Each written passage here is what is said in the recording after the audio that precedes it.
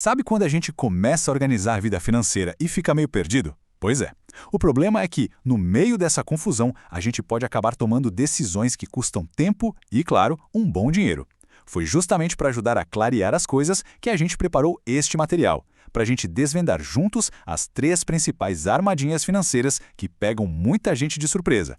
Então, a grande pergunta é essa, né? Muitas vezes, o problema não é falta de ralar, de trabalhar duro. O que acontece é que a gente cai em umas ciladas que parecem inofensivas no começo. Bora identificar que obstáculos são esses para a gente conseguir desviar deles e seguir em frente com mais segurança. Olha só o nosso mapa. É bem simples e direto. A gente vai passar por 3 pontos cruciais. Primeiro, a armadilha da comparação. Depois, aquela vontade de ter ganhos rápidos. E por último, a confusão que muita gente faz sobre o que é ser rico de verdade. Vamos nessa?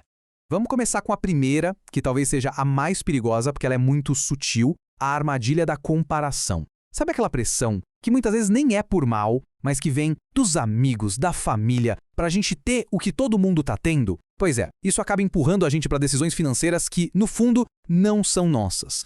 E aí, quem nunca ouviu uma cutucada dessas? Parece uma pergunta boba, né? Mas com o tempo, esse tipo de coisa vai minando a gente. E não é raro ver gente que cede, que vai lá e financia um carro em trocentas parcelas, assume uma dívida gigantesca, tudo isso só para não ficar por baixo na foto de família. E aqui está o pulo do gato. Esse slide mostra direitinho o conflito que acontece dentro da nossa cabeça.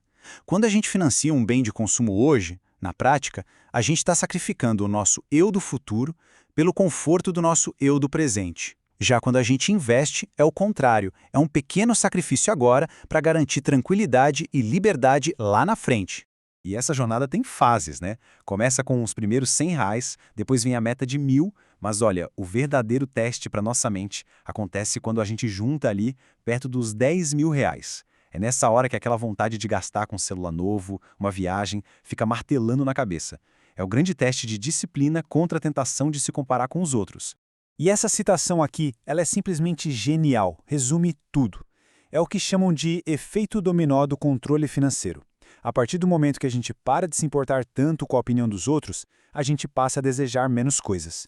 E desejando menos, a gente gasta menos e, claro, sobra mais para poupar e investir. Simples assim.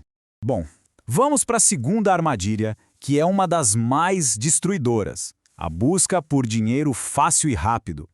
Hoje em dia, então, nem se fala. A gente é bombardeado por todo lado com promessas de enriquecimento da noite para o dia. E a verdade é que quase todo mundo, em algum momento, se sente tentado a cair nessa. Então, o ponto principal aqui é saber separar o joio do trigo, diferenciar essas duas coisas. Ambição é uma coisa boa, é saudável. É querer, por exemplo, ter R$ 1.000.000 e se planejar, trabalhar, poupar e investir todo mês para chegar lá. Já a ganância é querer esse mesmo milhão para ontem, procurando um atalho mágico, e esse caminho quase sempre acaba em golpe e prejuízo. Esse conselho, que vem lá da antiguidade, é a chave para a gente fugir dessa armadilha. A solução é sempre ter um pé atrás, é ter cautela. Antes de colocar dinheiro em qualquer coisa que parece boa demais para ser verdade, a gente precisa parar, respirar, estudar, investigar.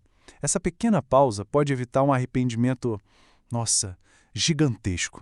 E olha só, o especialista em finanças Gustavo Cerbasi bate muito nessa tecla. A falta de conhecimento financeiro é um prato cheio para o desastre. Leva a gente para o consumismo sem controle, a ter uma carteira cheia de cartões de crédito e a entrar em financiamento sem nem entender direito as consequências. Conhecimento é a nossa melhor defesa, sem dúvida. E agora, chegamos na terceira e última armadilha. Essa nasce de um grande mal-entendido. A maioria das pessoas fala que o sonho é ser milionário. Mas, se a gente for ver bem, o que elas querem dizer é que gostariam de gastar R$ 1.000.000. E isso, gente, é exatamente o oposto de ser milionário. Esse conceito do livro A Psicologia Financeira é sensacional. Ele mostra que riqueza é aquilo que a gente vê, o carrão, a mansão, as viagens caras. É a parte visível, é o resultado de torrar dinheiro. Agora, a fortuna é aquilo que a gente não vê. É o dinheiro que não foi gasto. São os investimentos que estão lá, quietinhos, trabalhando e gerando mais dinheiro. Fortuna, então, não tem a ver com ostentação, tem a ver com ter opções, com ter escolha. É aquele dinheiro que trabalha para a gente, gerando renda e, o mais valioso de tudo, comprando uma coisa que não tem preço. A liberdade para a gente decidir o que fazer com o nosso tempo e com a nossa vida. E essa frase aqui resume a estratégia de um jeito muito claro. Para construir patrimônio, a gente precisa se concentrar em 3 coisas. Primeiro, ganhar dinheiro. Segundo, conservar uma parte dele, ou seja, não gastar tudo. E terceiro, multiplicar essa parte com bons investimentos. O caminho para a pobreza é bem mais simples, é só gastar. Então, para a gente fechar, as soluções são, na verdade, viradas de chave na nossa mentalidade. Primeiro, dane-se a comparação, o foco tem que ser nos nossos próprios objetivos.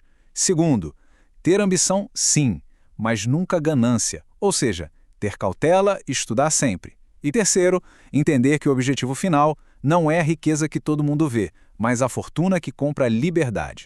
E para terminar, fica aqui essa reflexão. Cada real que a gente gasta ou investe tem um destino. Esse dinheiro está sendo usado para comprar mais consumo imediato ou para construir um futuro com mais liberdade?